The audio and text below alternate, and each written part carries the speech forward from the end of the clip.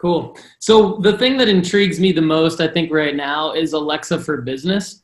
And I think the reason why is because I think that everyone in business right now, whether they own a business or whether they're a marketer, a developer, or what operations person or whatever role they have, and regardless of how long experience they have in their industry, I think everybody, and this just might be my opinion, but it seems to me that most people think of Alexa that I talk to and interact with as like a B2C, like they might have one in their home and they're using it as, they might be using it for entertainment or for the blueprint stuff that you talked about, which seems awesome. I don't want my kids doing one to make fun of me, but the make fun of dad thing's kind of a funny idea.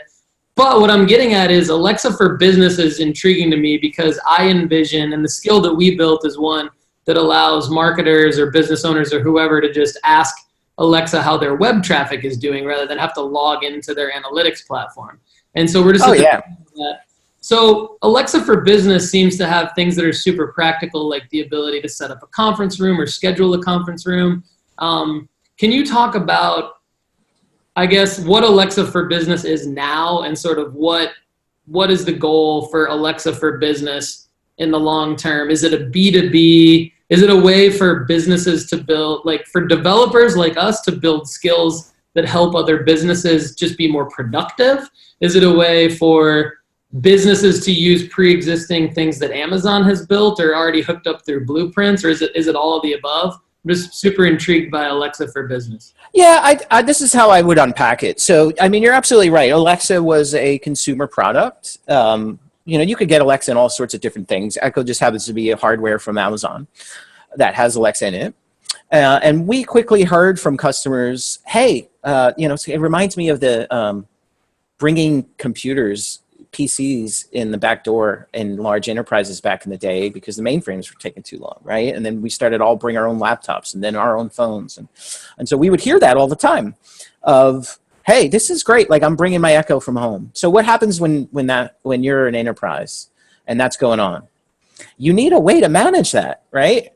And so Alexa for Business, that's really where that came out. So don't confuse that with business skills because there are categories for that. Like what you talked about, you can make a KPI and show specific things for skills. But let's say you only want it for it to be an internal skill available for your company.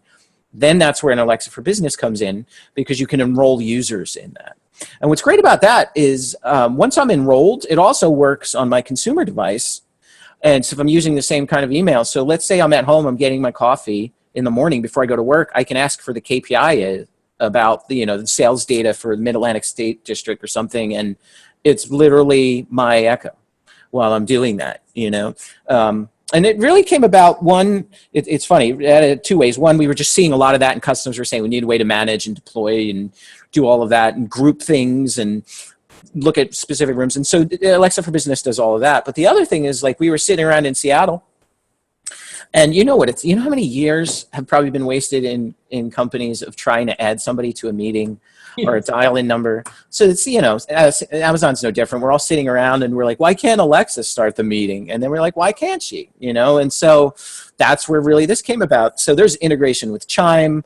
You'll see a lot of different companies like Polycom has straight integration into conference systems. And so what's great about that is I could say, Alexa, add Paul to the meeting, and she'll realize that we were interacting, who you are. She'll realize what devices you're available on. It integrates with all the Microsoft stuff and the Google, all the calendaring suites that you may use in an enterprise environment, and figures it out.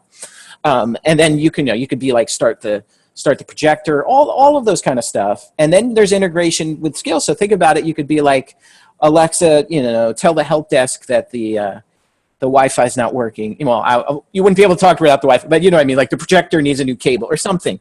But that becomes very powerful too.